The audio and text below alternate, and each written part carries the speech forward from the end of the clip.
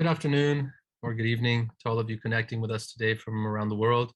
Welcome, Dr. Gabor Maté. It's a real treat to have you with us. As a quick introduction for everyone, Dr. Maté is a retired physician who, after 20 years of family practice and palliative care experience, worked for over a decade with patients challenged by drug addiction and mental illness. The best-selling author of 4 books published in 27 languages, Dr. Maté is an internationally renowned speaker, highly sought after for his expertise on addiction, trauma, childhood development, and the relationship of stress and illness.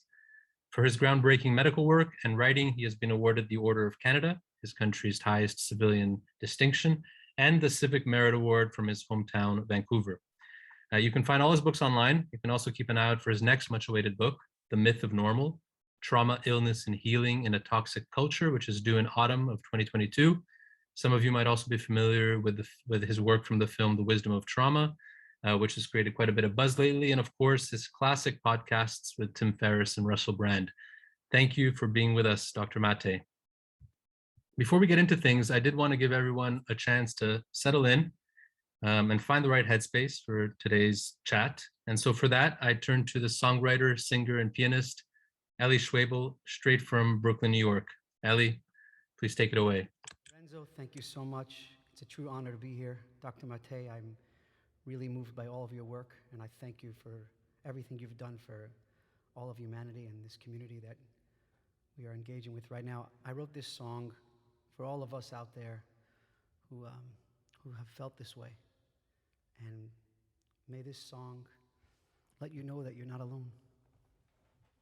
It's called Whole With You.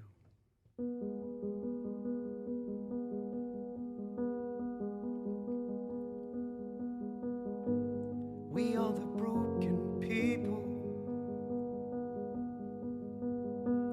living our lonely lives. All of the good and evil. We are the broken people. We are the broken people. Wandering through the night, longing for what is needful. We are the broken people, but we are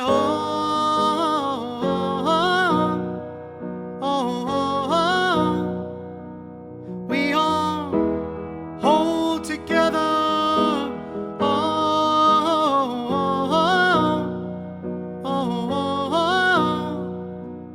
I am whole with you.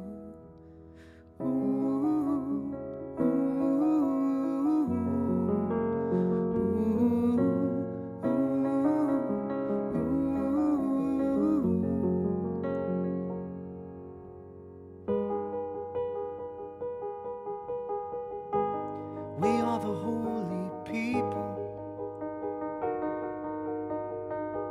shattered to shine our light. Warriors of the peaceful. We are the broken people, but we are whole.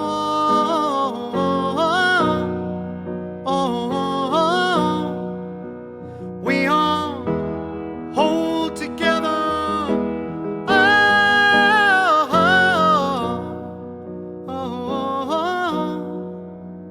I am whole with you.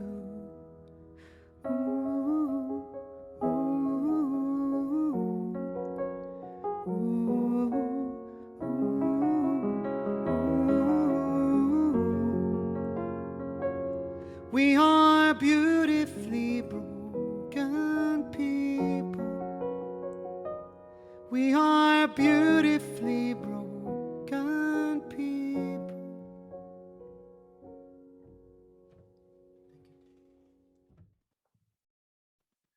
Wow, Ellie, thank you so much for that beautiful song you've offered us. And I hope everyone's more settled in now. Dr. Maté, if I may, I just want to take 1 minute to share my intention for today's session. So I like to think of myself as an enthusiast of the human experience, and I'm often intrigued by the power of the human psyche to shape it. Who are we? What are we here for? Why do we live as we do? What is ego and how does it distort our perceptions of reality? How does our past inform our present and even predict our future? These existential questions are very real to me, not least because their answers can often help inform the levels of happiness, meaning, and fulfillment we have in our lives. So this isn't trivial. Now, granted that there are many different ways to look at the experience of life, and while I respect them all, one that most resonates with me is expressed by Jung when he offers that no tree can grow to heaven unless its roots reach down to hell. So perhaps it is this dichotomy between heaven and hell, growth and pain, and wisdom and trauma that I wish to explore with you today.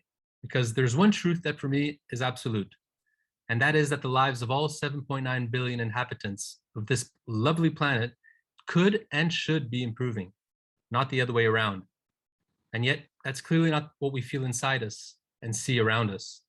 Depression, anxiety, addiction, trauma, suicide, abuse, autoimmune diseases, violence, despair, famine, greed, inequality, intolerance, authoritarianism, all on the rise.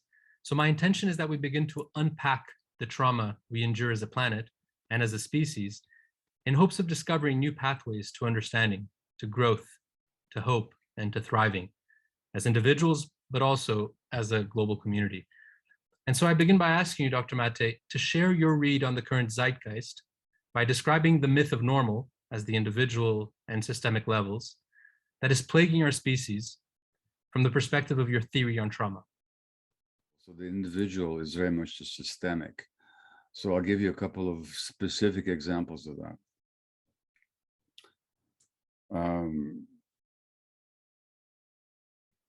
A study showed a few years ago that the more episodes of racism that an American Black woman has to endure, the greater her risk for asthma. Now, what you get in asthma is you get inflammation of the airways and the narrowing of the airways. So now that the air has to move through an inflamed, narrowed tube, so you get the shortness of breath and then the wheezing of the asthmatic.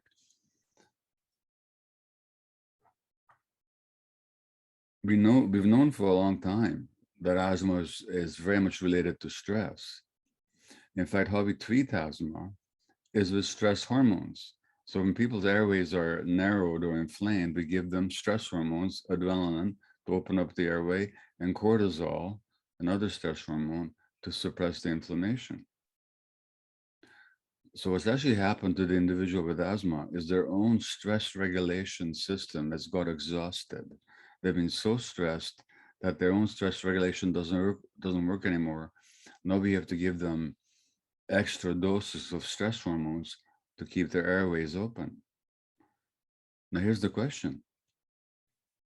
If, as is the case, a Black American woman's risk for asthma increases with the degree of racism that she's had to experience, then is the inflammation of her airways an individual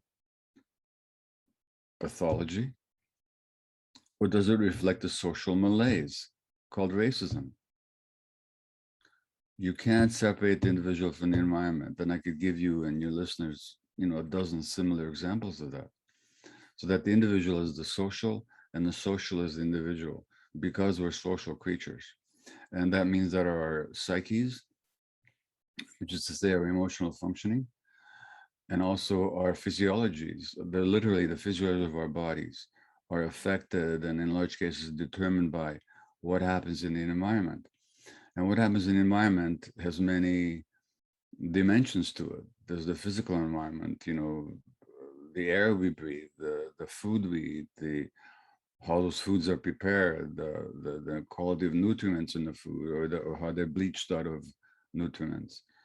But it also includes the emotional environment and how that affects us. And that emotional environment is very much shaped by what happens in society. So the more inequality there is in society, the more anxiety and depression you're going to see, the more obesity you're going to see, the more diabetes you're going to see. And we've been seeing an increase in diabetes internationally since the onset of neoliberalism about 40, 50 years ago, because social policies that separate people, that take away the social network, the safety net, that deprive people of support, stress people. And when people are stressed, they're more likely to eat junk food to soothe themselves. Now, the more likely they eat junk food, the more likely they are to develop diabetes. Not only that, because of neoliberalism, corporations are much less regulated than they used to be, which means they can actually deliberately concoct foods that get people addicted to salt, sugar, and fat, all the things that are bad for them. So there's this international epidemic of diabetes and obesity in the last 40 years, which is related to number one, the unfettered capacity of corporations to sell people poisonous stuff that they actually conspire to prepare and to market. This is well documented. And as a result of the social changes promoted by neoliberalism, there's more stress on people, so they're more likely to eat junk foods. And there's more stress in their lives. And when they're stressed, there's more diabetes. When people are stressed, they tend to put fat on their bellies in ways that promote diabetes and heart disease. So how can you separate now? This has got to do with politics, because I mean, the governments that allow this to happen to be in the pockets of the corporations. That's just obvious. So you can't separate any of it. So when you ask, how do you change all this? We both have to deal with the individual traumas that has us engage in unhealthy behaviors, but we also have to deal with the political and social structures that encourage and almost impose those unhealthy behaviors on people. So it's a huge question, both on the social and on the individual level, which, to sum it up, can't be separated one from the other. Now, is it fair to say that the current state of affairs in the world, as you describe it, is in part due to the poor mental health of its business and political leaders? Is it their own trauma that these leaders are not knowing how to deal with? And then what are the risks for the masses of having powerful people leading from their own unaddressed and painful darkness? So you have, again, you can't separate the social from the private and the individual from the political. Now, the system is designed to work the way it works. Like, this system is not failing. To say that the system is broken, that it's failing, is a mistake, because that's assuming, that's like asking, was the war in Iraq a failure? Or was the war in Afghanistan a failure? Well, if you believe that the war in Afghanistan was instigated to bring democracy and freedom and all this kind of stuff, of course it was a failure. But that's assumption. That was its purpose. What if its real purpose was to strengthen the military-industrial complex and to put profits in the pockets of a whole lot of or weapons manufacturers? It was a major success. Trillions of dollars in profits. Now, it's the same as if you look at social society in general. Is society a failure or a success? Well, if you're looking at it from the point of view of massive public health or distribution of income, fairness, equality, well, it's a failure. But if you look at it from the point of view of, does it put power and wealth in the hands of those who control it, it's a major success. And even during COVID, we've had a situation where the billionaires in the world got a lot richer, even as a lot of people got a lot poorer. Now, a system like that needs certain types of leaders who are lacking in empathy, who are willing to serve the powerful, and who are willing to impose policies that are harmful on millions of people. Well, the more traumatized you are, the more likely you are able to do that. So this system selects for traumatized people. So if you look at somebody like a Donald Trump, he's a severe, I mean, anybody with vaguely familiar with trauma can look at that guy for 3 minutes, not knowing a thing about him, and tell you how traumatized he is. The narcissism, the aggrandizement, the grandiosity, the aggressivity, the disconnect between his words and his facial expressions. And you can see this in a lot of politicians. The disconnect between what they're saying and the actual facial expressions that they have. George Bush, I was watching him announce the assault on Iraq. If you turned off the sound on the TV set and just looked at his face, you know what you saw? You saw a scared little kid. But with Trump, you see a little bully, which is who he was as a kid. Why was he a bully? Because he was bullied in his home. He was highly traumatized, really traumatized person. Now, these are the people that the system selects because they're the ones that will carry out those same policies that the system depends on for its continuance. So there is a relationship between individual trauma and what you get on the political level. And still staying at the more systemic level of complex issues that we're dealing with. In your work, you often explain that trauma comes from disconnection and the void that ensues. Well, the trauma is disconnection.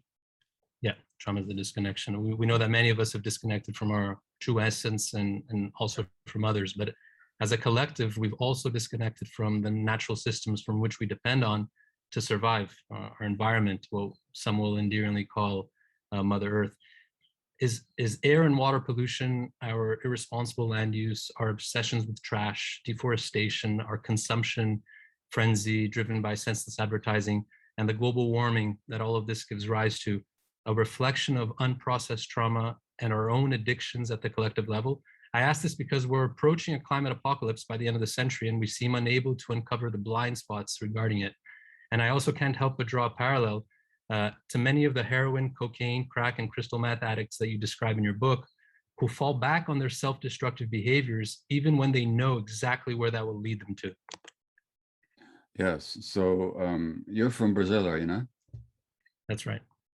So if you look at what's happening in Brazil, you have this Bolsonaro, this maniac, who I think this week he said that he was going to start protecting the rainforest. I'll believe it when I see it. Right. But for now, until now, he's been in this frenzy of destruction of the rainforest, hasn't he? And all for the sake of profit and power. And it's almost like, it's not only that he was going for power, it was like almost like he was viciously committed to destroying the rainforest. It was almost like a hatred that he had when you listen to him talk. Well, I don't know any of his personal history, but I'm really sure he's a traumatized person just to look at him. If I looked at his personal history, I'm sure I do uncover all kinds of trauma. Now, if you look at, and I've been to the rainforest, and if you talk to the indigenous people, for them, it's not just a question of global warming or negative effects from climate change, but their very way of life is being destroyed. And their relationship, they have a very different relationship to the earth and to nature and to the trees and to the plants and to the animals than people living in cities do. They see themselves as part of that system. For them, it's their relations that are being destroyed. Their whole network of connections is being destroyed. It's not just that there's going to be global warming and all that. It's actually their very sense of belonging is being undermined. Now, why is that? That's because they're still living in a relationship to nature that was our evolutionary heritage. So we developed as a species out there in nature, and for the most part, we lived until a relatively short time ago. I say 12, 15,000 years, which is like 5 or 6 minutes in the life of our species. we lived out there in nature, in connection with nature. And with so-called civilization, that connection was increasingly broken. And with the rise of industrialized capitalism, it was completely broken. So that, you know, when the first warning of climate change happened, 1800, it was a German, famous German geographer and geologist and naturographer, Alexander von Humboldt, who was in Venezuela, and he was looking at the impact of deforestation on the climate. And he wrote about the future implications of this in 1800. That's 221 years ago. That's how long we've known about climate change. But you still have it being denied. Why is it being denied? Because of addiction to profit and power.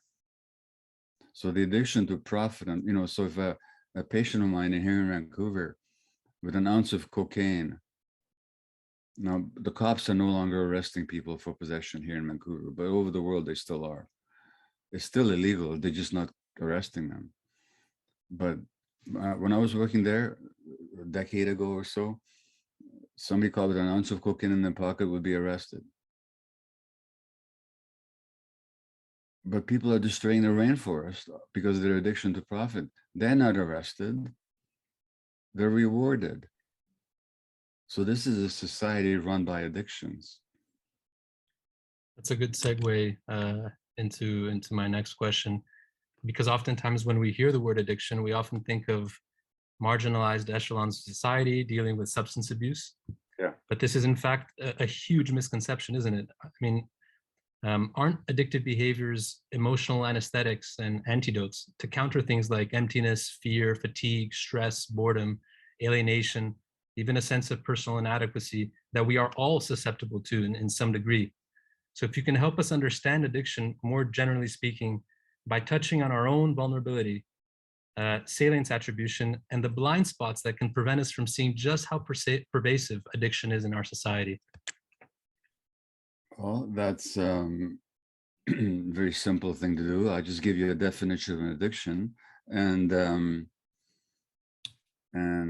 as those people who are with us today are listening to this definition, I just suggest that they apply it to themselves and just to see, is it true for me or is it not true for me? Okay, so I'll define addiction as manifested in any behavior that a person finds temporary pleasure or relief in and therefore craves, but suffers negative consequences as a result of, and cannot or does not give up despite those negative consequences. So relief, pleasure, craving in the short term, harm in the long term, inability to give it up. That's what an addiction is. Now, you will note that my definition had nothing to say about drugs. Doesn't mention it because it's not just about drugs. It could involve substances, heroin, yes, cocaine, crystal meth, marijuana, alcohol, nicotine, caffeine, any substance. But it could also be to sex, to gambling, to shopping, to pornography, to work, to power, to profit, to internet gaming, anything. So the issue is not the target behavior, the issue is your internal relationship to it. If it gives you temporary pleasure and relief, and therefore you crave it, and it causes harm, and you can't give it up, that's an addiction. And I don't care what the actual behavior is about. And the behavior can look very respectable from the outside and be completely addicted from the inside. So that the substance addicts are a small proportion. Now, here's what I would invite. Here's my next question. Okay.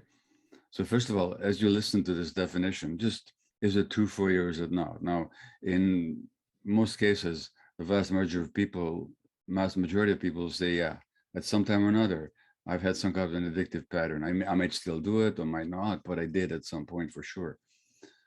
Then the second question I ask people is, and if it's possible to open up the chat line for this one, we can get people putting in their answers. Lourenço, is that possible? Yeah, production will try to activate chat for that. Okay, thank you. So if you've identified yourself as recognizing as having had an addictive pattern in your life along the lines of my definition, just tell us, not what you're addicted to or when or how long, I don't care. What did you like about it? What did you get from it? So what is it that the addiction temporarily did for you that you craved? So that's what I would ask people to put into the chat line. Okay, comfort, thank you. That's what Eli said. Relief, somebody else said. Convenience, gratification, relaxation, escape, pleasure, escape from reality, love, filling a void, peace, protection from rejection, forget everything else. Okay, thank you. That's great. Just look at those answers. Relief, relief from what? Escape, escape from what?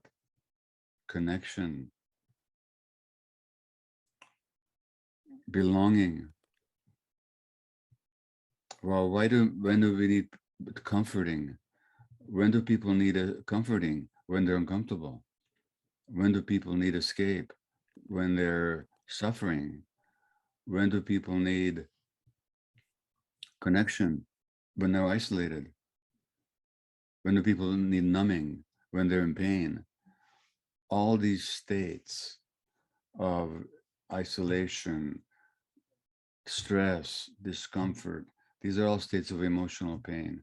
In other words, the addiction wasn't your primary problem. The addiction was your attempt to solve a problem. And that problem was of disconnection and of emotional pain. In other words, the addiction was an attempt, a forlorn and a doomed attempt, but a temporary successful attempt to deal with the impacts of trauma. And that's what addiction is. And when you look at this society, trauma is so prevalent. So many people suffer from the impacts of trauma. Of course, we see addictions throughout this society. And the substance addicts are a small proportion of the addicted population. Can you help dispel the widely accepted belief that the propensity to addictive behaviors is inherited genetically? Perhaps speaking to the notion of pre-existing vulnerability. Well, here's the thing. Nobody's ever discovered a gene for addiction. When they have discovered a gene for addiction, which is always front page news, 2 years later, there comes a retraction on the back pages. So that there's no such thing as an addiction gene. There's no gene that if you have it, you'll be addicted. There's no gene that if you don't have it, you won't be addicted. There's no group of genes that if you have them, you'll be addicted. If you don't have them, you won't be addicted. So genetics got, sorry, a second. Addiction is, genetics has got very little to do with it. There's no, and this is true for mental illness in general. There's no genes that determine mental illness. That if you have the genes, you'll have a mental illness. If you don't, you won't. What there are genes for that make people more susceptible is sensitivity. So when you're more sensitive genetically, when stuff happens, you're going to be hurt that much more. So just imagine this little experiment. You tap yourself on the shoulder right now, you're going to feel no pain. But if you imagine that your shoulder was bare and there's a burn there, so your skin, the nerve endings were close to the surface, and you tapped yourself with the same force, now you'd have severe pain. In other words, the same stimulus, no pain at all, intense pain in the second instance when there's more sensitivity. And the more sensitive you are when things happen, the more hurt you're going to be. And the more hurt you're going to be, the more you're going to need to escape from the pain. Therefore, the more likely you're going to escape into addictions. So that's the only thing that's inherited here is sensitivity. but that's not the same as inheriting an addiction. And the same sensitive person in an environment where they're not traumatized will just become a very creative, intuitive, shamanic, um, creative, artistic individual, because that is also about sensitivity. So you can have those same genes and not be mentally ill or addicted at all. Uh, you'll just be that much more intuitive and creative and spontaneous. That's all. So at the root cause of addiction, there's trauma. I want to just revisit the theory of trauma and address some of the controversy that you see in the literature about it. There are those who don't agree with your theory of trauma. They say it's too subjective since the content of your trauma is often unknown or inaccessible. So you don't know why, or you don't know what you lived through in your earlier years that led you to have these behavioral tendencies.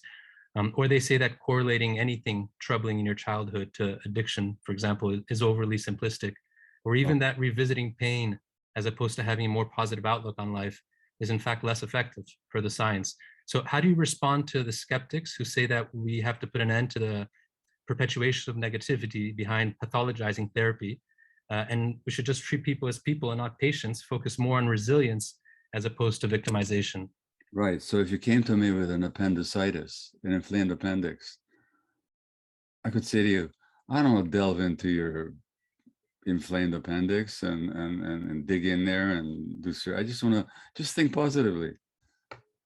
Just this inflammation. Just tell yourself, hey, no inflammation. I'll be okay. I mean, look, if you're going to deal with anything, you have to look at it. If you don't look at it, you can't deal with it.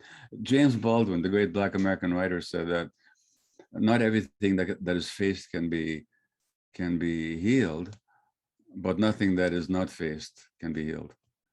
You can't heal anything without facing it. So we've got to face it. Now, look, this nonsense about people not remembering their childhood, I've never met anybody where 3 minutes of conversation doesn't tell me exactly where they were traumatized. That's nobody ever, never. This isn't. I'm talking about thousands of people. I've never nobody. Number one. Number two, forget about human beings. Take laboratory animals. Traumatize them. They'll be more addicted. Take pregnant animals, stress them. Take a pregnant rat in a laboratory, expose her to 1 hour of loud noise once a week in the second trimester of pregnancy. Her offspring will be more likely to use cocaine and alcohol to soothe themselves as adults. It's physiology. I mean, this nonsense, the skeptics are not skeptics. They're ignorant. They don't know they don't understand the physiology of stress. Trauma isn't some abstract psychological thing. Trauma affects your body and your brain. You can take traumatized people, or you can take traumatized children and look at their brain scans. They don't look the same. They don't look the same. Same with traumatized adults, severely traumatized adults. In terms of not brewing, we have to make a distinction. There's two kinds of memory. There's recall memory, which is called explicit memory. So recall memory is you can call something back, recall it. You can recall what I said 5 minutes ago. You can recall it, what you had for breakfast this morning. You can recall what your grade 5 teacher said to you one day. That's recall. There's another kind of memory, which is called no recall. In other words, you can't recall the narrative, but the emotional memory is still in you. So people, for example, who are adopted tend to have a deep sense of abandonment. Now, they don't recall being separated from the birth mother because the part of the brain that recalls isn't developed at birth yet. But they sure remember the abandonment.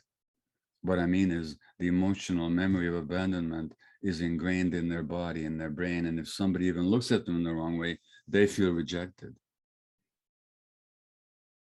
So it's not true that people don't, and the memories show up in how you live your life. So you tell me about what upsets you, I'll tell you about how traumatized you were or why you were traumatized. You tell me about what sets you off in your relationship to your spouse or partner or your friend. I'll show you the traumatic imprint. This is not stuff is not it's not difficult to figure it out. It's just that people are ignorant, and so people that are trauma skeptics are simply ignorant. That's all they are. They don't know the science, the physiology, the psychology. They don't understand human development. Now, having said that, the word trauma is overused in some ways. In other words, uh, I wasn't invited to the party. That really traumatized me. No, it didn't. It just, you felt pain and upset and disappointment, but you weren't traumatized. You just felt pain and disappointment. So not every pain and disappointment is trauma. That movie was really traumatic. No, it wasn't. It was just upsetting. So sometimes people use the word a bit loosely, but for the most part, it's not that trauma is overused, it's that it's not used often enough. Its impacts, its ramifications in politics, in economics, in education, in the law, and certainly in medicine are vastly, vastly ignored and underestimated and misunderstood. Yeah. Let's probe a little more into the unpacking of the trauma.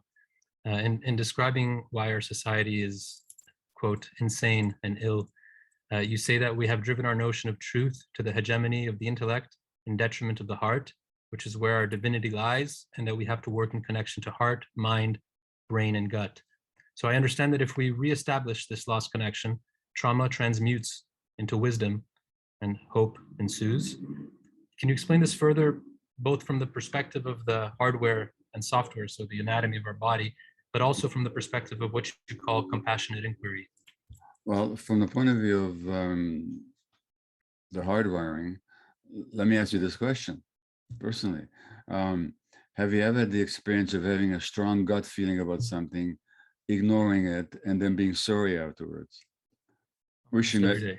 wishing that you'd paid attention. Okay, well, what does that tell you? It tells you that the gut has knowledge. And incidentally, if you put us back into nature where we evolved all those millions of years, if a creature in nature pays no attention to the gut feelings, how long do they survive? They don't. So gut has knowledge. Now the gut has been called the second brain because the gut has got nerve complexes that are collect sensory information and they send messages to the brain.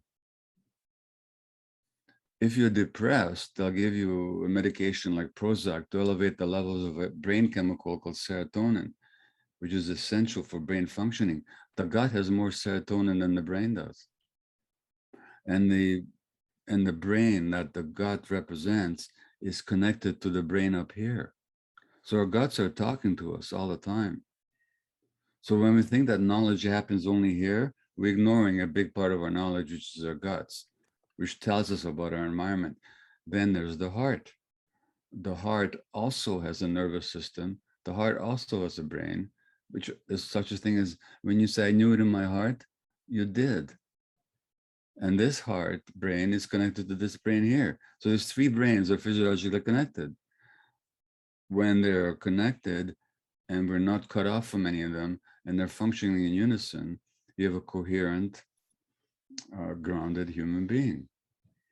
When stuff happens to us, so we get disconnected from our heart or from our guts, and what disconnects us is trauma, now we're only working with up here. And you're working with up here, what you do is you become a professor and an academic, and you write intellectual papers that are full of facts and no truth whatsoever. And that's what runs our academia, by the way. They're people who are largely disconnected, and it's all up here, which is how they can justify the status quo. Because if they were connected to their hearts and their guts, they couldn't justify the status quo. What about compassionate inquiry as a means to unpack the trauma? Well, so there are many modalities to work with trauma. from the body aspect to the nervous system aspect to the thinking level aspect. Um, there are therapies that use no words whatsoever. Then there's therapies that do use words. There are therapies with hypnosis. There are therapies with psychedelic substances. So there's all kinds of therapies out there. I don't think there's any one thing that works for everybody. In fact, there isn't.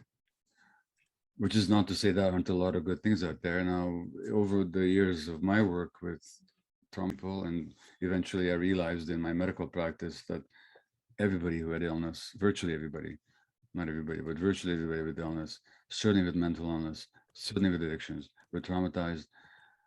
So I developed my own way of working with it, which then other people asked me to teach it to them. And I said, leave me alone. There's nothing I can teach you because I didn't develop anything. I just do what I do. I don't even know what I do. How can I teach it? They said, yeah, you can teach it. So anyway, it turns out, yes, we can teach it. So we developed this method called compassionate inquiry. The essence of it is that it's like with addiction, rather than condemning yourself for addictive behavior, which what people tend to do, excuse me, they tend to be very self-judgmental and judgmental of others. We ask, what does it do for you? Oh, it gives me a sense of connection. Excuse me. Oh, it gives me relief from pain. Oh, it numbs me. Well then, how did you lose connection? What happened to you? Why are you in so much pain that you have to be numbed?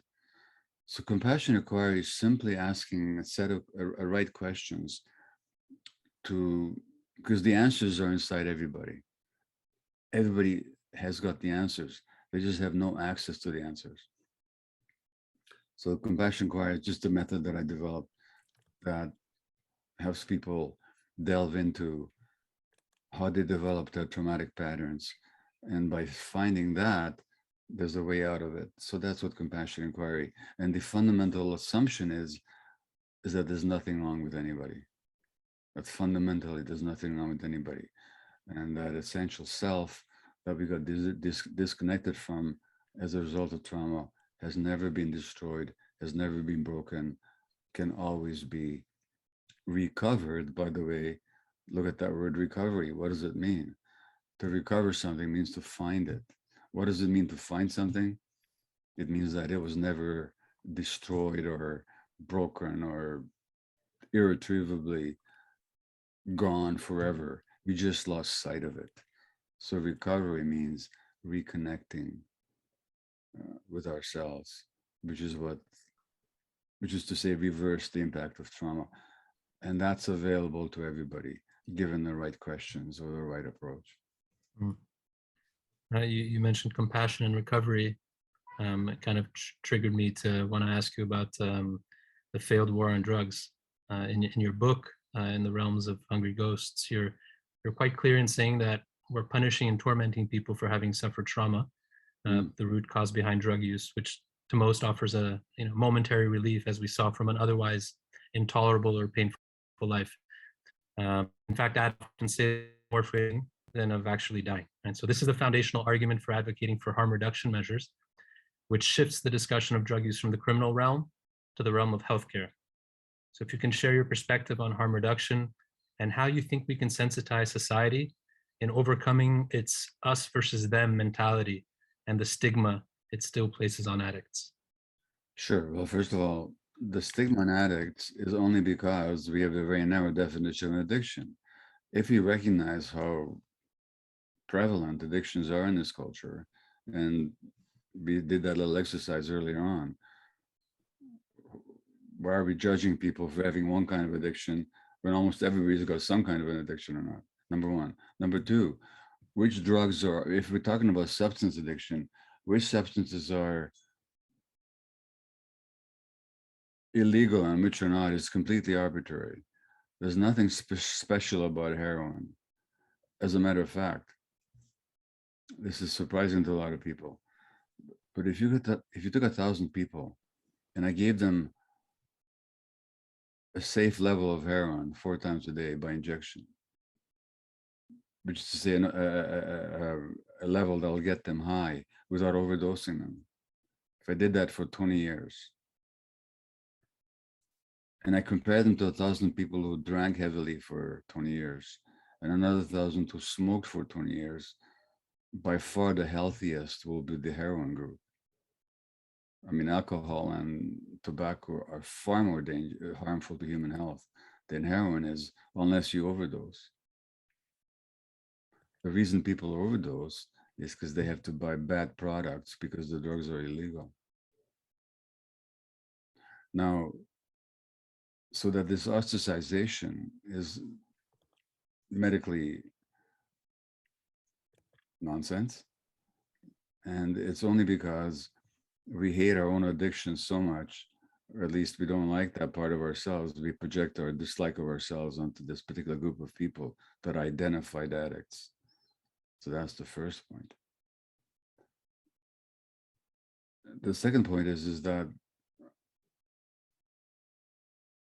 a lot of the harm of addiction doesn't come from the use of the substance. It comes from the conditions under which the substance has to be used. So if you make something illegal, not sold in the streets by unscrupulous people out to make a profit, like cigarettes are sold, except they don't have to be sold in the streets. They're also unscrupulous people ready to make a profit. You're going to get bad products where people are going to get contaminated. And if you make it illegal and you don't have places where people can inject, they'll use dirty needles and contaminated water and so on to look at HIV, hepatitis.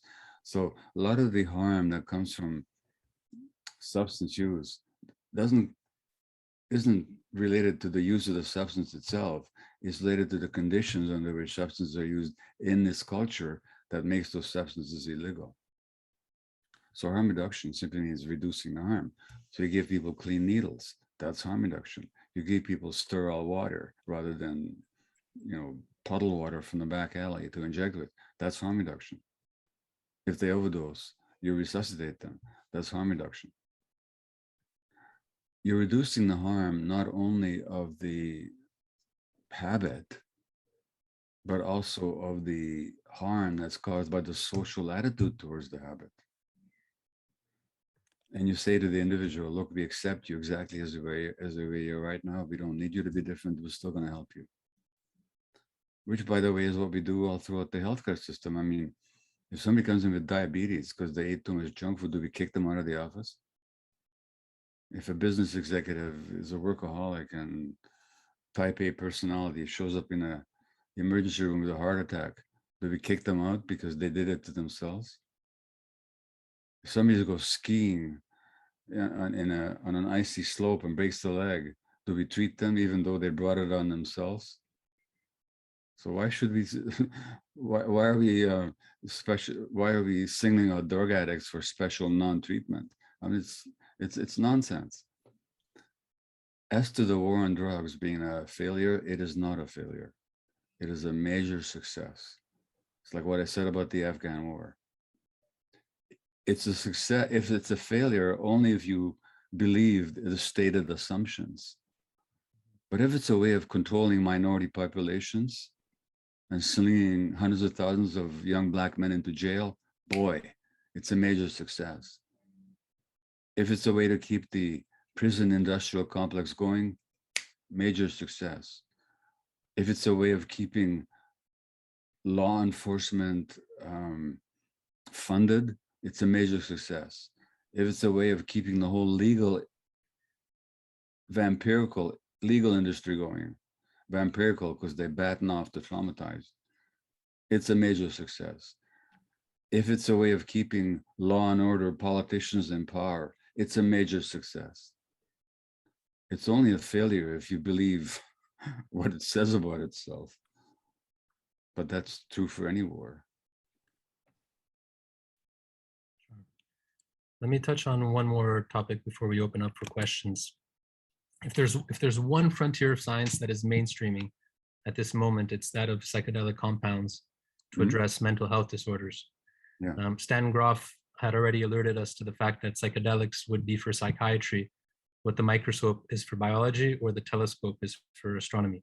So you have things like ketamine, MDMA, 5-MeO-DMT, ibogaine, LSD, psilocybin, ayahuasca, and several other novel molecules which are currently at different stages of clinical research around the globe, aiming to address everything from treatment-resistant depression, chronic pain, cluster headaches, dementia, and trauma, just to name a few. In fact, there are currently over 400 startups in this space, believe it or not, some of which have gone public and are already worth hundreds of millions of dollars, despite the absence of a clear go-to-market and sustainable commercialization strategy in sight. So with a verdict on SSRIs in, that they're only modestly effective in the longer run and no more so than placebos, can you share your experience with psychedelics in therapeutic contexts and your thoughts on the prospects of an emerging market for psychedelic-assisted psychotherapy, which could potentially revolutionize Western psychiatry as we know it? Sure. Well, actually, I don't agree with Stangroff. And I don't think psychedelics will do for psychiatry or mental health what the microscope did for biological sciences, for the reason that it's only a modality.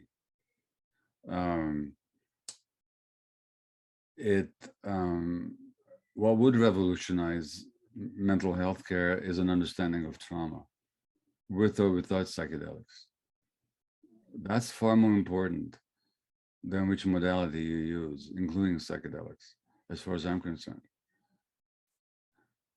And a good thing too, because first of all, if we understood trauma, we would do a lot more to prevent mental health problems, beginning by supporting the emotional states of pregnant women, because already the stress on a pregnant woman will prejudice the mental health of the child in the future. So the understanding of trauma is far more important than psychedelics, than of any particular modality, as far as I'm concerned. Having said that, do psychedelics have something important? And furthermore, by the way, psychedelics are highly time intensive. You really have to spend time with people.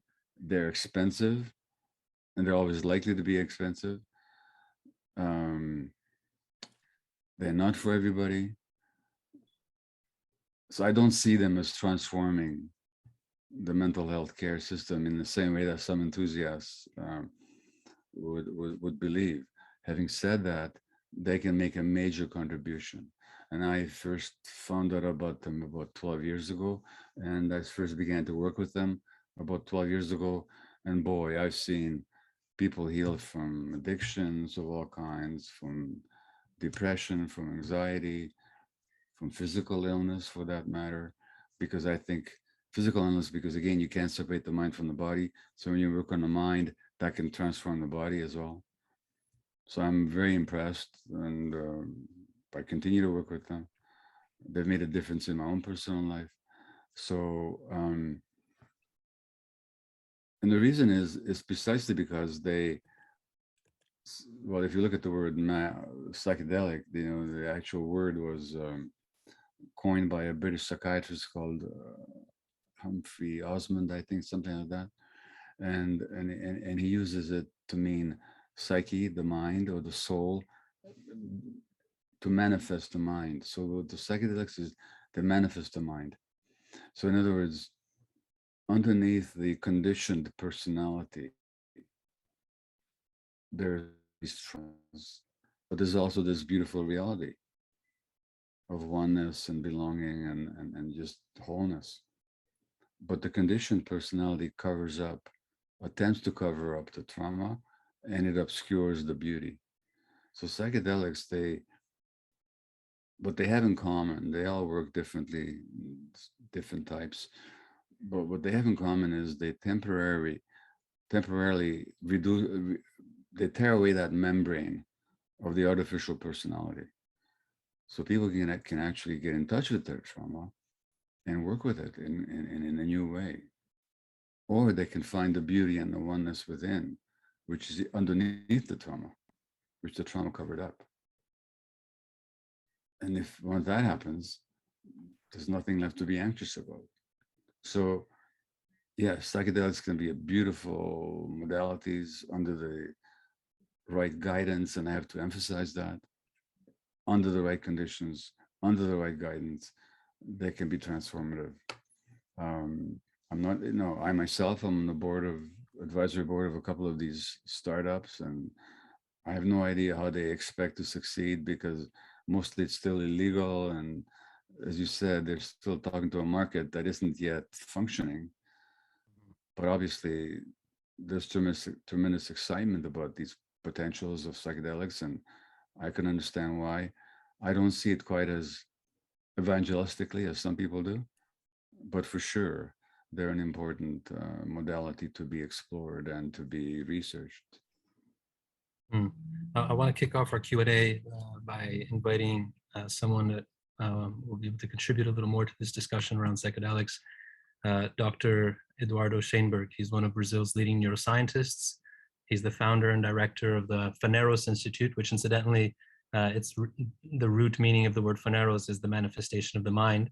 Okay. It's an institute that's been around for a little over 10 years here in Brazil, pioneering clinical research around psychedelic-assisted psychotherapy for mental health disorders. I'm happy to be on the board of this institute. Eduardo is also an honorary fellow at Imperial College in London. He was part of the team that was conducted the first neuroimaging study of the brain on LSD. He also ran the first clinical studies of MDMA for PTSD in Brazil. He's got hundreds of citations in scientific journals, and he's about to launch the first ever training in psychedelic-assisted psychotherapy in Latin America. Wow. So with that said, I want to welcome Eduardo to our conversation. Thank you, Lourenço. Hello, Dr. Maté. It's a real pleasure to be here. We've been in touch around 2014 when I published a paper with a retrospective study of the use of ibogaine to treat psychostimulant addiction. Yeah. And we exchanged some emails, I hope you remember. I still have your paper. Awesome. Yeah, we published 3 papers on that. There are 2 that are less read, but go deeper on the qualitative aspects of it and try to understand how are people overcoming their addictions through ibogaine experiences, right? Yeah. And about that time as well, as Lourenço mentioned, I went to Imperial College, and from there we did an amazing trip with Stan Groff and Rick Doblin and the MAPS crew to Israel. And we visited the developments of MDMA to treat trauma in Israel. And to me, it was an amazing experience. In part because my surname is Schoenberg and I'm Brazilian, because some ancestors of mine were able to run from the war and come to live in Brazil. And this also connected 2 of us. And in Israel, we also had the opportunity to work with hundreds of people at once at the basketball court of the Tel Aviv University in a holotropic breathwork workshop. Yeah. Which is Stan's Groff modality to work with trauma and other mental health issues without psychedelics, which is super interesting. Yeah. And it was amazing to see how Stan develops his ideas and methods around trauma. And I think the 2 of us are the 2 people that I most read and have learned so much. And Stan puts also a lot of emphasis on the perinatal domain, what he calls the perinatal domain. Yeah. Which goes a bit back to the autobiographical things in childhood, but to the birth and delivery itself. And I would love to hear your opinion on that. How do you see that in your work or not?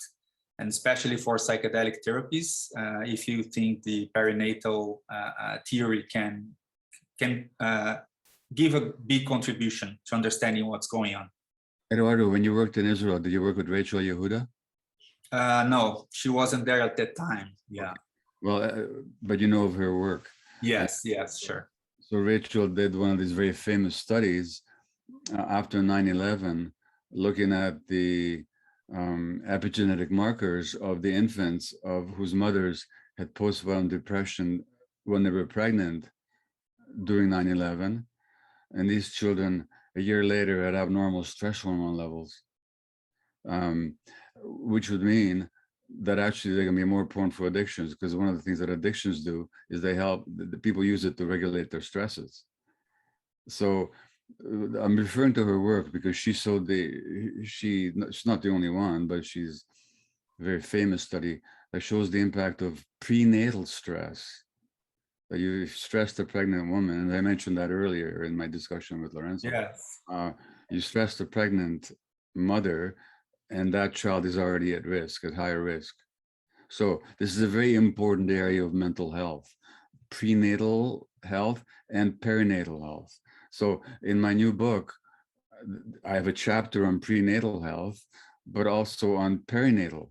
And you trained, are you trained as a physician? No, I'm a biomedical neuroscientist. Okay, I don't all have right. direct clinical experience. Okay. If you're trained as a physician, you'll be trained in a certain way of delivering babies, which is basically traumatic. We're trained to traumatize women when they give birth. And because we interfere, we don't understand the natural process. We come in with our lights and our loud noises and our machines. And then we ended up, I don't know, I think I was looking up the statistics, but there's a very high cesarean section rate in Brazil. There's a high cesarean section rate here in British Columbia. There should be about a cesarean section rate of about 10 to 15%, where it's important for life-saving reasons. 40%, we're creating trauma because the birth itself, there's a neuroscientist, you'll understand that, but you'll understand this because during birth, both in mother and infant, during natural birth, there's a release of, there's a love cocktail, they call it, of endorphins and oxytocin and prolactin. And these brain chemicals potentiate the bonding of mother and infant. So birth is not just a mechanical thing of get this baby out of this womb. Birth is also a way of giving birth to the mother-child dyad by preparing their brains for connection. When we interfere with that, we're traumatizing them. Yes. So now the question is, can psychedelics, I've seen psychedelics bring up people's pre-birth intrauterine experiences and traumas in a healing way. You've probably seen the same thing. And I've seen psychedelics get people and have people in touch with their birth traumas as well. So I'm sure you've seen this yourself, but in my experience, and for perfectly valid reasons, psychedelics can be a powerful way of getting back to those memories that are not available to conscious recall, but are still ingrained in the mind and the brain, and in the brain and the body. Amazing, thanks. Thank you. What's your response to that? Well, I don't want to take time from other people that are making other questions, but I think it's a major topic which is still under researched and under discussed in this field. So it's really glad to have this conversation and see this opening more and more. Thank you. Thanks. Thank you, Eduardo. I want to call upon Andrea Manelli, a very courageous woman who most recently has taught me a lesson in resilience and of taking one's own healing to others. So Andrea, the mic is with you. Please feel free to turn on your camera and your microphone. Hi. There you go. Welcome. Thank you, Lourenço, for your kindness and introduction. Nice to meet you, Dr. Maté. It's such an honor for me. I watched of trauma this year before launching my personal project, and it was very important to me in this process. So I want to thank you for your work, for sharing with all of us. So as Lourenço told, my name is Andrea, and I'm a rape survivor. In fact, I'm a survivor of one of the most emblematic examples of violence against women in Brazil. I was victim of a spiritual healer and a medium called João Teixeira de Faria, known as João de Deus, yes, John of God. Yeah. He took advantage of my vulnerability and the fear I felt over the probable death of my mother from terminal cancer. And today I'm a women's rights activist, and I use my personal experience to develop an educational and social project through a documentary that I launched on Netflix this year called John of God, The Crimes of a Spiritual Leader. In the documentary, I describe how these crimes have been committed over a number of years with the support of what is in fact a criminal organization. I also make the point that yes, it is possible to find a new meaning of life, even though such terrible things happen to you. I had felt a pain that had no name, and I looked to therapy to try to understand what happened to me in that place, so that I could free myself from it. This process has been ongoing for 11 years, and I have become gradually stronger. I have understood that no one cannot overcome violence of this magnitude without specialist psychological care. That is not just a question of willing it, but it's a process of self-knowledge, of accessing the deepest and most intrinsic pain, to confront it and own it until you can rebuild and give new meaning to your life. You aren't the same person anymore after you go through something like this. You become a very different person. You don't get over a crime like rape, rather you learn to live in a different way. So my question to you, Dr. Gabor, is this process of letting go the pain, reconnecting to the self and finding peace, something whose impact is limited to the individual fix? Or is it possible that I can have a wider social impact in sensitizing that individual to humanity around them, connecting them not only back to their self, but to society more widely, humanizing them, if you will? In such a wider impact is possible, what is the mechanism by which comes about? And does it depend on a treatment the individual receives, in your opinion? Well, I can ask you a question. You've been speaking out very bravely and very vulnerably about your experience. Thank What you. has been the response from other people? What do other people say in response to you? What is the impact of that? Empathy. Yeah. Is that all empathy for you? Yes. What else? I think there's more to it. Is anybody grateful? Are people saying thank you for speaking out?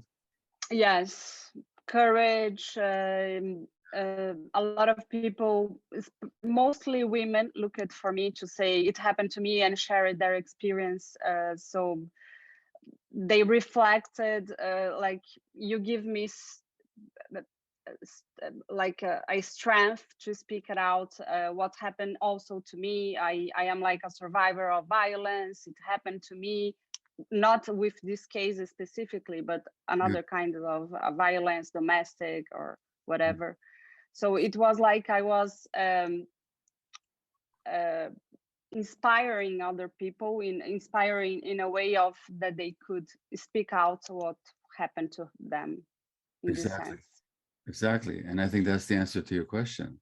So that if I understand your question right, when you take your individual experience and you undergo even some healing, even if you're not fully healed, but just some healing, that allows you then to speak out and to share your experience with others.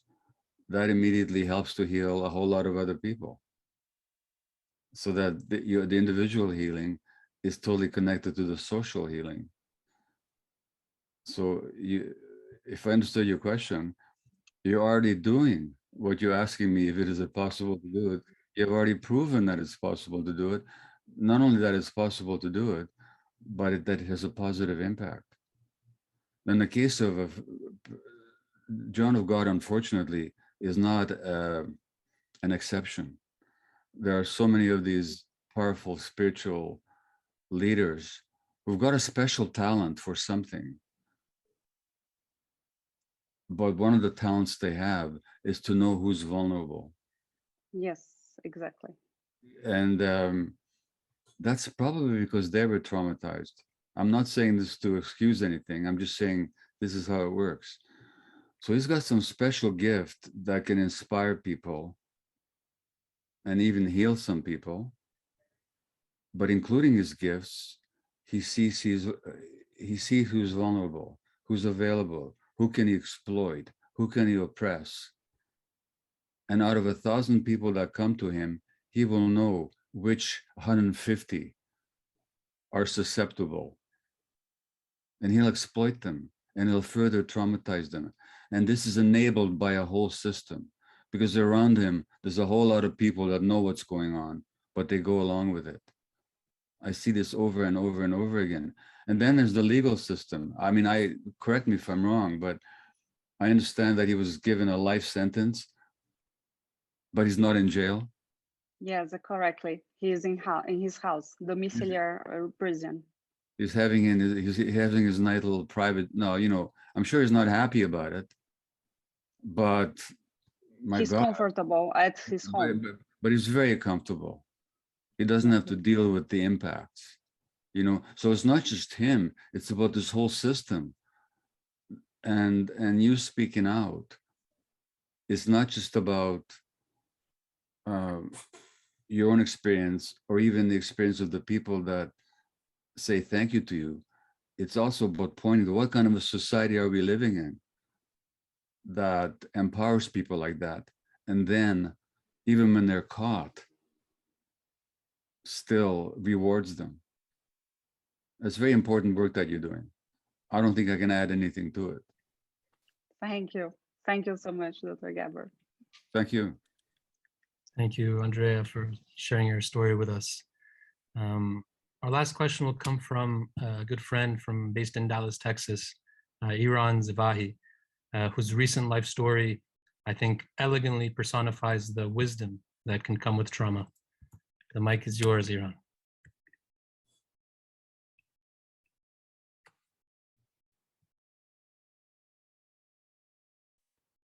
Hi. Just turn on your mic. Okay, can you hear me? Yes, go ahead. Well, thank you. Great to see. Thank you, Lourenço, for, of course, setting this up, and a pleasure to connect with you, Dr. Maté. And just briefly, let me share with you my personal experience. A little more than 4 years ago, I fell about 40 feet in the middle of the desert and woke up in the hospital in the ICU the next day to a doctor telling me I was never going to walk again because I had compressed my spinal cord. So I sustained a spinal cord injury. At the time, I was married, had 2 young children. After now I'm living life as a paraplegic. And then I went through a pretty acrimonious divorce, and my family split up, and I closed my company, and both of my parents died. It's kind of a big list of things. So of what could some would probably be looked at as objectionably traumatic experiences. Now, my own personal experience through it, absolutely, of course, going through a lot of challenge, a lot of darkness, but I have come into that sort of embodied wisdom that you speak about. It forces you to get out of your mind. And I have uncovered so much of the wisdom from the trauma. And a few questions that I have from that, I could talk for days of my own experience, but so much of what you share about of actually feeling and experientially embodying it. A lot of what I hear from a lot of your work speaks a lot about how trauma can show itself through disease, through illness, through addiction, through cancer, things like that. I experienced a trauma, an injury. Yeah. My opinion, my belief from a more esoteric view of the world, I still created it and I still manifested it. And it definitely, this injury, I don't think it's an accident.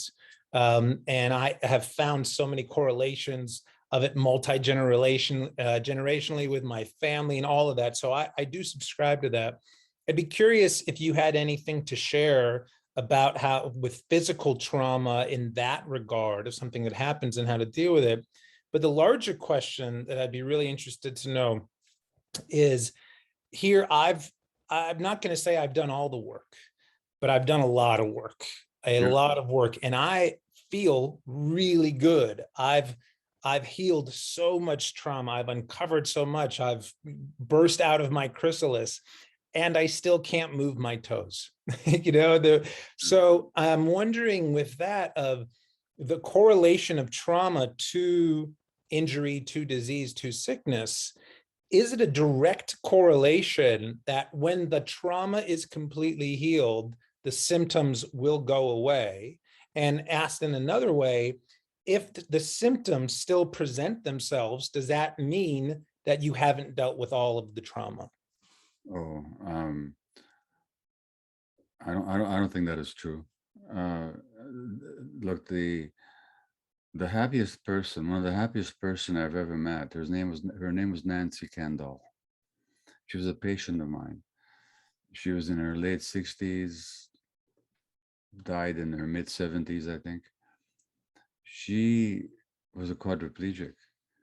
She was in a car accident with 5 other people. The car rolled over. 4 of them walked out, totally intact. She became a quadriplegic. Not a paraplegic, a quadriplegic. This is what she could do. She was the happiest, most together person I ever met. Everybody wanted to be around her. She had friends, she had family, she had everybody wanting to be with her. It was always a pleasure to see her. I would see her for all these medical problems, but I'd be envious.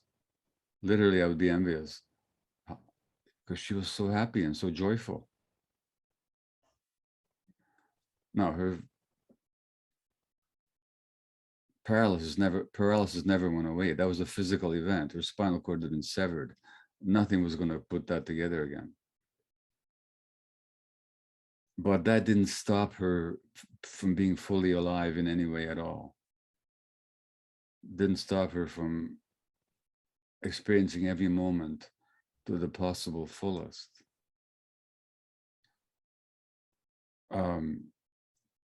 I rather suspect, just by looking at you and hearing you speak, that you've embodied wisdom. I don't know how to make this comparison, but probably more deeply than I have. So it's one thing for me to talk about things and to see them. It's another to embody them. I don't necessarily think that the fact that you still can't move your toes is some kind of a marker that you haven't worked out your trauma yet. I just think that was the physical thing that happened to a body, and the human body's got limitations. And after 40 years, it'd be some kind of a miracle if you did start moving your toes again. But that doesn't tell me that you haven't worked out your stuff, or that you will not continue to. Now, I don't know. There might be miracles. I don't know. But I would not make a correlation between your physical functioning and the degree of your trauma resolution. Would you do that with people that have trauma that was, or symptoms, things like cancer or cysts or depression or addiction? Would you say there may be a stronger correlation to resolution of those issues based on resolution of trauma? It's a bit of a dangerous conversation, only because there's a concern that somebody's got cancer, and if they don't heal, then somehow they haven't worked hard enough, So there's a bit of a danger of people blaming themselves or perceiving blame. Having said that, I've studied, and I've known other clinicians who've studied what are called spontaneous remissions. Now, spontaneous remissions are when somebody has got a terminal diagnosis and doctors have said there's nothing more we can do. And then they get better, and their cancer, instead of killing them, they live another 30 years. There's a book called Cured by a Harvard psychiatrist and physician called Jeffrey Rediger, published last year. He researched a number of these cases. There's a book called Spontaneous Remission by Kelly Turner. She's a psychologist who worked with cancer patients. Same thing. I've done similar kind of work. I've seen people get better from terminal disease through ayahuasca. and throughout, and I've also seen people get better from terminal illness where they're supposed to have been dead 20 years ago. They're supposed to have 2 months left to live, still alive. Sometimes with medical help, sometimes without it, but in each case, way beyond the prognosis. So, on the one hand, I don't want to create the impression that people should be blamed if they don't work it all out and so on. I've also seen what's possible. Now, I don't know if I could do it. Aaron, I don't know if I could do what you've done. I don't know if I could have that kind of an injury and not be completely mentally destroyed by it. I have no idea. I know what it's like when I stub my little toe and I can't go bicycling, how miserable life feels. So I don't know if I could do what you've done. I don't know if I could do what these people that I know have done in the face of grim prognoses and death looking them in the face, and then they overcome it. So I know what human beings are capable of. I just don't want to create an impression that if you don't do it, if you can't do it, somehow you failed. That's the last thing I want anybody to think.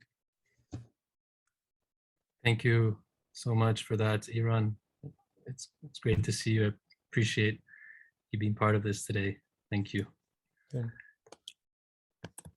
So, Dr. Maté, I want to thank you so much for your trust, your time, and also your lifetime contributions to the mental health space. I hope these 90 minutes were worth everyone's while. I really don't think we spend enough time thinking and talking about our mental health. It's just not fashionable to talk about the one thing that best helps explain why pain and suffering is so rampant inside us and around us. It's more convenient to normalize suffering and feed our illusions that either this is the hand that life gave us, or on the other extreme, that somehow at some point things will just improve on their own. Neither are absolute truths. And it's precisely in that wide spectrum between these extremes that I encourage us all to discover and embrace who we really are. Buddha reminds us that with our minds, we create the world we live in. And so while we may not be responsible for the world that created our minds, as you like to say, Dr. Gabor, we can certainly take responsibility for the mind with which we create our world. So I want to thank you, Dr. Maté, if you have any closing remarks before we treat you all with another brilliant contribution from our songwriter in Brooklyn. Dr. Gabor, if you want to final remarks, please. Thank you. I don't have any. I really enjoyed the conversation with you. I loved the guests that you brought on. I love what they had to say about their own experience. So just thank you very much for offering me the space to be with you. Fantastic. So now, before we all sign off, I turn it over to Ellie, straight from Brooklyn, New York, to close today's session. Thank you so much. Dr. Maté, du bist der Tzaddik. I just said in Yiddish that he's a holy man. Lorenzo as well, but Dr. Maté, a großen Yeshikoyach. I mean, I look up to you as one of the true holy people of the world today with your work. So truly, thank you so much. This song I wrote for a close friend of mine who's going through a really rough time, suffered a lot, and they couldn't help themselves. And they needed me and many people to be there for them. And this is for her. I could see it in your eyes. There was something you were hiding. You were holding deep inside. You were waiting on your own. All the nights you went to bed, under covers you were crying. With his words inside your head, he stole your innocence. So when you feel like home is lost and you don't know where to go or who to call, I will stand for you when you need me more than ever. If we raise our voice and make the choice to learn to live again, I will stand When you need me more than ever, we will face the truth and find a new way through. I will stand for you. I will stand for you.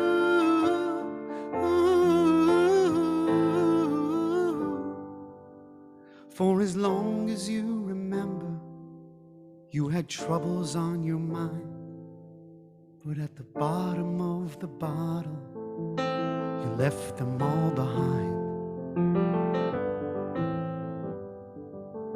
Well, you said you would surrender, all you needed was more time.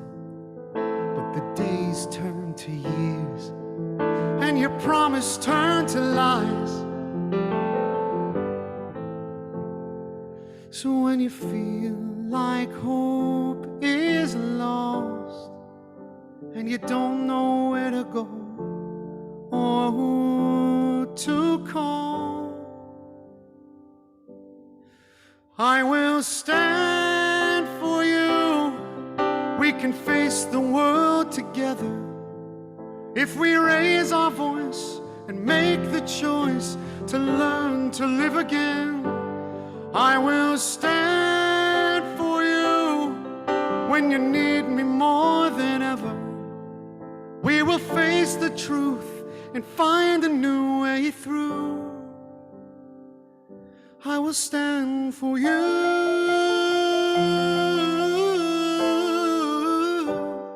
I will stand for you.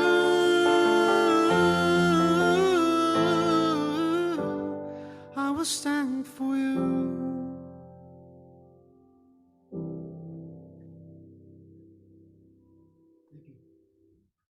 Thank you, Ellie. Thank you, Dr. Maté. Thank you to everyone. Until next time.